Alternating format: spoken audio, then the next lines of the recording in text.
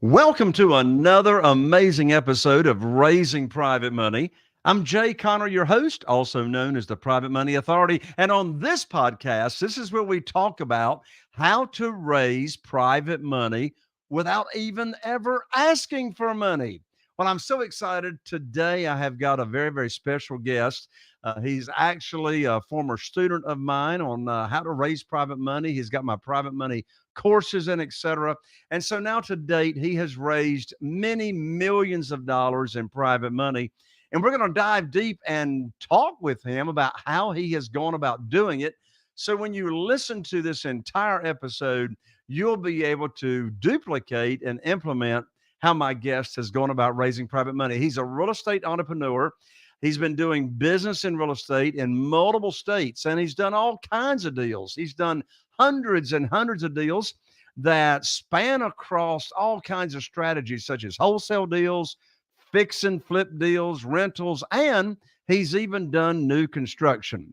Well, in just a second, we're going to dive deep and talk about how he has raised millions of dollars in private money. So, in just a moment, you're going to meet my very special guest, Mr. Frank Iglesias, right after this.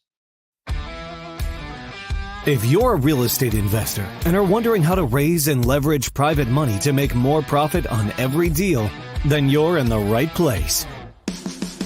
On Raising Private Money, we'll speak with new and seasoned investors to dissect their deals and extract the best tips and strategies to help you get the money, because the money comes first. Now here's your host, Jay Connor. Well, hello there, Frank, and welcome to the show. How are you, Jay? Thanks for having me. I love the opportunity to be here. Thank you. Absolutely. I'm excited to have you on and to interview you about how you've gone about raising private money, the strategies that you have used, the strategies that you still use today, because after all, this is the Raising Private Money show. And so that's what we're going to talk about. But before we get into that, take us back, Frank, to the beginning of your journey, how you got involved in real estate. And by the way, it's just so good to see you. I don't think I've actually been able to hang out with you since you were at one of my private money live events. But take us back to the beginning of your journey. Yeah, the beginning of the journey, that was when I, like so many people, we're going back 2008, and I got the email. Don't remember who sent it to me or how I ended up on a list, but it was about going to a Rich Dad, Poor Dad event, and went to check it out, 2-hour seminar, whatever it was. And of course, walked out of there like so many of us did, like, whoa, what's this about? And that led to the 3-day event, which then led to us buying courses. And roughly 5 or 6 months after that first 2 hours-ish seminar, we bought our first property. And it was a buy, fix, and rent. And this is early 2009. And during that time period, as we now know, the real estate market was crashing. We didn't know. We're like, hey, houses are cheap. That's pretty cool. Without really having an understanding of what was going on. And we really didn't for probably the first couple of years. We were just so excited to buy a house and put a renter in. And then we would do that. And we did that a few times. And that led to wholesaling, which then we got into some flipping, more or less around the same time, fix and flip, smaller projects back then, right? There was a lot of easy projects back then because of what was going on with the foreclosure crisis. But as time evolved, we got into larger rehabs, and eventually that led into the new construction. And so we've had an opportunity to play in all these spaces. We even got involved with the Airbnb thing, short-term rentals. Of course, when we started it, it wasn't called any of that. It was called vacation homes. This was back in 2012. So we'd never even heard of Airbnb. In fact, VRBO was still kind of new, and it was called, I don't know if it was the same or a different company, but it was called HomeAway back then. Mm-hmm. So we even got involved in that space real early. And so it's kind of funny when you hear these terms today, like BRRRR, the whole buy, rehab, whatever the acronym is. I'm like, well, that's how we started. It just didn't have a marketing term back then. So that's Right. kind of like the short version of how the last 15 years have gone. Sure. It's been my experience, Frank, in visiting with many, many real estate investors, having well over 600 episodes here on Raising Private Money. There's a trend that I hear real estate investors sharing that have raised private money. And one of the commonalities that I hear all of them say is something happened in their business, in their real estate investing journey. There was a trigger, there was a pivotal moment to where something happened to where the real estate entrepreneur decided, you know what, I need to fund my deals a different way. And they started seeking and learning about private money. For instance, in my case, my first 6 years that I was investing in real estate from 2003 to 2009, I relied on the local banks, institutional money. And that's when I learned that my line of credit had been closed with no notice to me.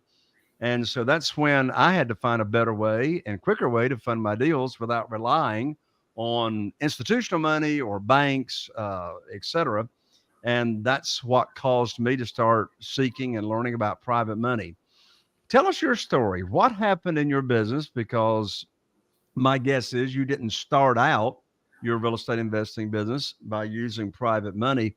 What is it that came along that triggered you, that pivotal moment to start learning about private money and raising private money? Ooh, so yeah, trip down memory lane there. So when we started, hard money was how we started. Use hard money to buy, refinance. Now, refinancing, of course, we're talking 2009, 10, 11. It was not that easy. And that's another thing we learned the hard way. It was not easy to do back then because capital was tight in the conventional markets for rentals. But what we learned was hard money at the time typically was 5 points, 15% interest. That was normal. That's what we came into. So we didn't think anything of it. We're like, okay, that's just what it is. So when we were introduced to this idea of private money, we'd probably invested for probably a couple, 2-3 years at that point. And it was sort of well, hey, you don't need to pay 5 points and 15%. You could do 12% interest and no points, and that's normal. And we just thought, well, okay, that sounds good, because the 5 points, of course, when you do a hard money deal, typically you pay that up front, and no one's ever going to complain about a lower interest rate. And and then it was the typical story back then was, avoid the stock market. You could get asset that's secured by real estate, and I don't know if it was like a major aha moment as much as hey, there's this alternative to hard money that's cheaper, easier, faster, and you could move quicker as an investor.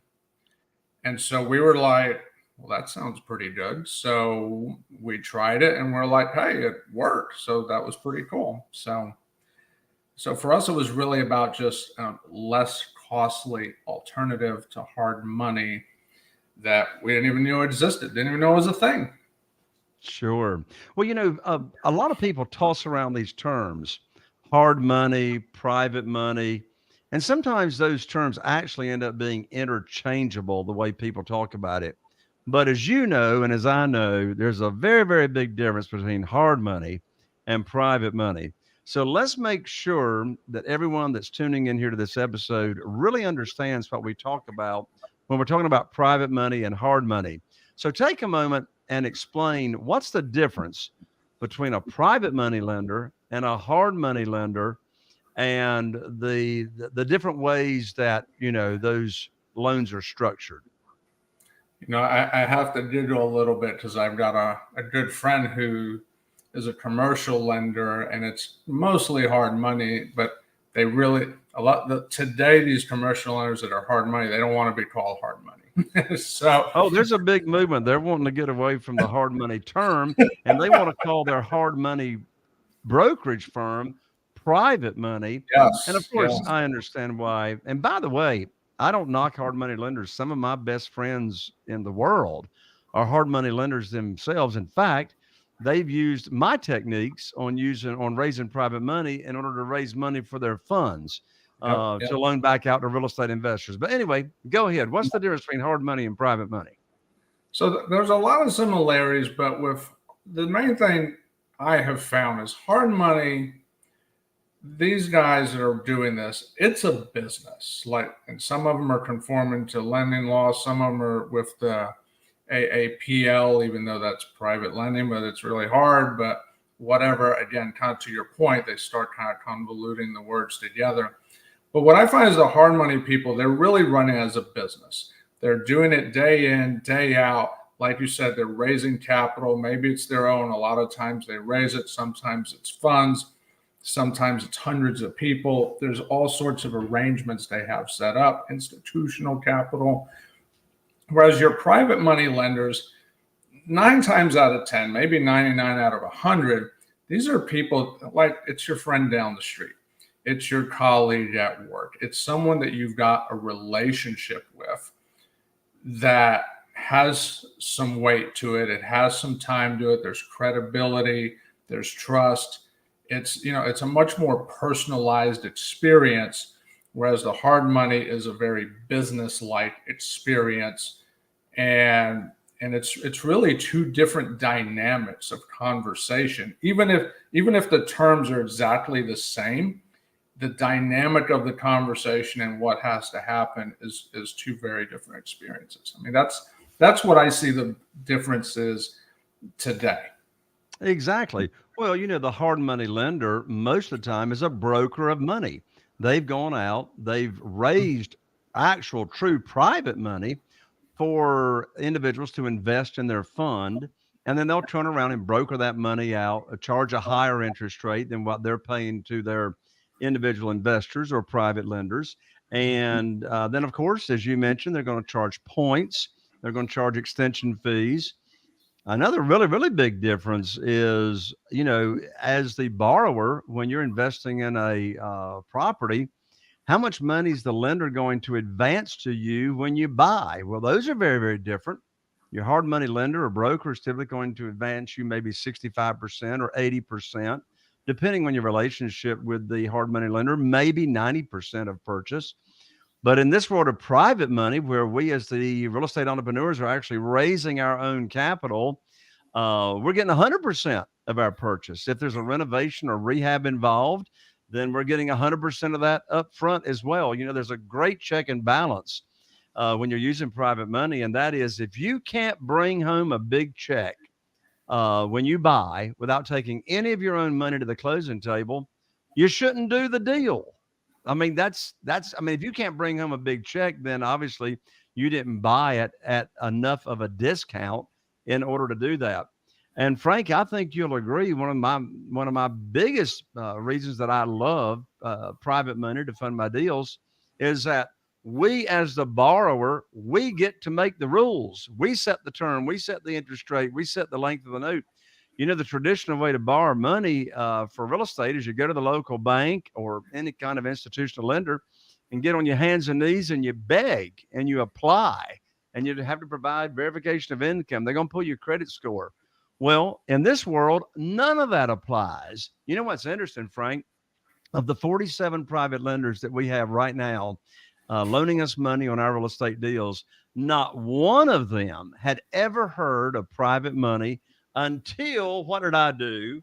I put on my teacher hat, my private money teacher hat, and I started teaching people in my own network what private money is, how they can get high rates of return safely and securely, and taught them what self-directed IRAs are and how they can use existing retirement funds to invest passively in real estate. So that's why none of my private lenders ever heard of it, is because they haven't been exposed to it. And one thing that you alluded to just a moment ago, Frank, is that all these private lenders, they're everyday people. These are not sophisticated, accredited investors. I'm pretty sure, I'm like 100% sure, not any of my private lenders are accredited investors. They're normal, everyday folks But you know what's interesting? I mean, one of my private lenders is a husband and wife. They're retired from teaching in the school system for 30 years, and they've got over $1 million in retirement funds that they're investing with me and my deals. So it's everyday, walk of the mill, just regular folks, just like you and me. Frank, you've raised millions in private money. What do your private lenders look like? Is your private lenders sort of like what I'm describing, everyday people? Yeah, typically, by and large, the majority are your everyday person. They're not involved in real estate, or maybe they have a curiosity toward real estate, but they don't have the time to really dive right in. But they see the potential benefits and gains from it, so they will, they're willing to roll the dice with it. So, no, I agree with you. It's very much it's your everyday person. Okay, they're not. They usually have other ambitions. They're doing things with their families and so forth. So yeah, I mean, and there are people that want to keep it easy. Okay, they're not looking for complexity. Sometimes I'll see someone who wants to be a private money lender, but they're super savvy at finance and that sort of thing. That's more, yeah, those can be a private money lender as well. But those folks are really more like just true investors. And they understand that real estate is just another vehicle where they are going to put money versus your typical private money lender. They're not a true investor per se. They're the doctor, they're the pastor, they're the chiropractor, whatever, maybe they're a small business owner for, a mom and pop shop, that kind of thing. When you started raising private money, Frank, in what ways did that affect your business? I mean, what kind of breakthroughs did you actually experience when you started using private money for your deals? I think the biggest breakthrough back in the early days, I think what we just saw was, to your point, there was more flexibility. There was more flexibility. Now, when you say more flexibility, exactly what do you mean by more flexibility? Well, of course, the initial terms, right? There's less, ropes to jump through. But then once you're in the deal, it's like you said, you're in control of the deal, and they're trusting you to execute it. Now, in a way, that's fantastic because you have control and you can really let things roll the way you need to. But on the flip side of that, there's much greater responsibility to that.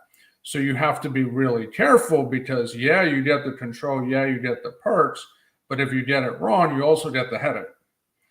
So you've got to be I would actually argue that when you get private money, you actually have to be even more diligent than when you get hard money. Because with hard money, if they don't like something, they'll just shut it down and say, nope, we're not going to do it, or renegotiate, or whatever. With private money, you don't tend to get that. And so one of the lessons I learned over time was we really need to be even more diligent, more so than what I might have learned back in whatever class I was in back then. Because back then I would be like, hey, let's go to the fix and flip seminar. And I feel like, we really got to talk when you're borrowing private money. Yes, it increases a lot of flexibility, gives you a lot of freedom to do things, but there is a higher degree of responsibility. And that comes with a potential burden if you fumble the ball. So you really want to, you got to dot your I's, cross your T's. It's very important. By the way, if you're listening to this episode and you are a real estate investor and you really want to raise a lot of private money very, very quickly, I'm so excited to announce that I just have released my brand new 7-day private money challenge. So this is 7 days of a video series. I just finished recording them. I poured my heart and soul into these trainings, and they're only 15 to 20 minutes long on each one of the video trainings. So if you'd like to get private money really, really fast, come join me in the challenge, and you can enroll at www.privatemoneychallenge.com. That's privatemoneychallenge.com. You'll learn how to raise a lot of private money very, very quickly, and we'll have a lot of fun doing it. So, Frank, let me ask you another question about private money. What are your favorite ways? Like when you started raising private money, or even now, I mean, you've raised millions of dollars. What are your favorite ways to raise private money? Favorite way, networking. Just talk. Tell people what you do. Listen to what people are looking for, just in general conversation in life. Sometimes people will tell you what they're doing, and that can open a door. Sometimes it's a friend of a friend. It's a colleague of that you have that knows somebody. It really is the networking with people, and not just about business, but just being a human being. Really, just talk with people, see what they're about, see what's going on, and it's amazing. You never know where. It's kind of like deals. You never know where that next opportunity is going to come from. And I have found with raising capital, it really is the same kind of thing. It's you just talk, and next thing you know, someone's saying, well, I know somebody that has, X, Y, and Z, or such and such is interested in doing some business or investing because, they're hanging out. They need something to do. They need somewhere to put their money. So running away, networking has been what we have found to be the most effective. Yes, I couldn't agree more. And it's been my experience that private money is right underneath your nose all the time. And sometimes people will ask me, will say, well, Jay, where do you find these private lenders? Well, here's the answer to that question initially. Write down, who do you see on a consistent basis every week? Where do you go? Like consistently, where do you go every week? And you see the same people consistently. For example, my wife, Carol Joy, and I, we go to church 3 times a week, Sunday morning, Sunday night, and Wednesday night. Well, I'm seeing the same people by and large all those times, 3 times a week. Well, it would be no surprise for you to learn that we've got a lot of private lenders from church because we see them consistently. And whoever you're seeing consistently, I mean, do you go to the gym? Well, if you go to the gym the same time every day or every Monday, Wednesday, and Friday, odds are you're seeing the same people there at the gym. So that trust bridge is already built because of the familiarity of you seeing these same people. Um, so I want to ask you, Frank, about lessons learned. What would you do differently if you were? What advice would you give to a new real estate investor that's just looking to raise capital now? What mistakes maybe did you make, or you've seen other people make, and what advice would you give them on how to start out and not make certain mistakes? I know one of the first mistakes that comes to my mind that I've observed, but I'll let you go first. Ooh, we could talk a long time on this one. First one I would say is you really need to dissect with people tolerance for risk. Because a lot of people will tell you, oh, let's do it, let's lend money, let's invest. And it's always great at the beginning. It's always a honeymoon, right? Especially if you've got a good deal. But assessing risk is twofold. First, there's your part with the deal itself. Are you being conservative on this deal? And have you taken into account the worst case scenario to make sure, if the worst case happens, you're still good? Okay, that's very important, and that's on you as the investor. The other part of it is how tolerant is that private money lender to risk?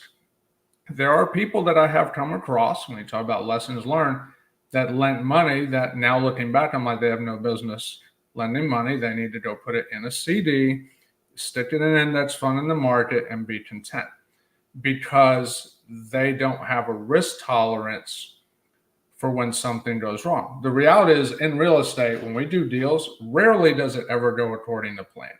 We've done hundreds of deals. It has rarely ever gone according to plan. And different people have different tolerances to risk. And so if you get a private money lender who doesn't have a good tolerance for it, all of a sudden you kind of become an unpaid shrink, for lack of a better term. And that's not a fun place to be because you're not getting paid, you're spending time, and really you're consoling them, giving them assurance. And that is mentally exhausting. It's exhausting for them. It's exhausting for you. And even if the outcome is still fine, it's a lot more effort. So I think assessing risk tolerance of the private money lender and really being conservative in your numbers, truly conservative. Don't paint the deal to be better than you think it is. And I'm convinced this is a great deal. I tell people that I've coached, get a third party opinion, get a coach, help me with that deal. Let them assess the deal and see if they agree with your assessment on if you're being conservative with that deal. If you're conservative, that reduces the possibility that their concern of risk will come in. But even if it does, because again, things can happen, right? We saw what COVID, as an example everyone can relate to, that turned a lot of worlds upside down. When the unexpected happens, you do want to make sure that private money lender is someone that can handle, some semblance of risk. Because if they're very risk averse, that may not be a good fit. Thank you for sharing that, Frank. Well, Frank, before we wrap up, any other final advice that you would like to give out to our audience on raising private money, do's and don'ts? Oh, do's and don'ts. Well, the first do is network with people. When people ask me, where do I start looking? I always say, start with your cell phone. Jay, you were saying, who are the people you hang out with? Exactly. And sometimes you could just go down your cell phone and you might rekindle some relationships with people you want to hang out with, whether you do business with them or not. It's amazing, the things that can happen when you just take some time and look at your contact list. Because there's, like you said, the money is everywhere, but it's about the relationship. So that kind of leads to the next do, which is build relationships with people. At the end of the day, it really is all about people. That is a lesson that I wish I had learned a lot earlier in business. And I learned over time, real estate is a people business, but now it's not a real estate thing. Business is people. And that's something I learned from a mentor of mine. Business is people. So put your effort into the people thing. And if it makes sense, the opportunities for the money will come. But the people part's got to be there first. So I think that's the biggest do. As far as a don't, I think the biggest don't I would share is kind of picking back up where I was at a moment ago. Don't convince yourself you've got a great deal. It is 100% worth getting that coach's opinion, third-party opinion. It is way easier to have someone tell you your deal's not as good as you think it is and have to renegotiate it, or maybe even walk away, maybe even lose earnest money if that's part of the deal, than it is to go forth with a deal with private money and it not work out, because that's not a fun place to be. So, really being conservative at the front, I can't overemphasize that enough. I think that's incredibly important.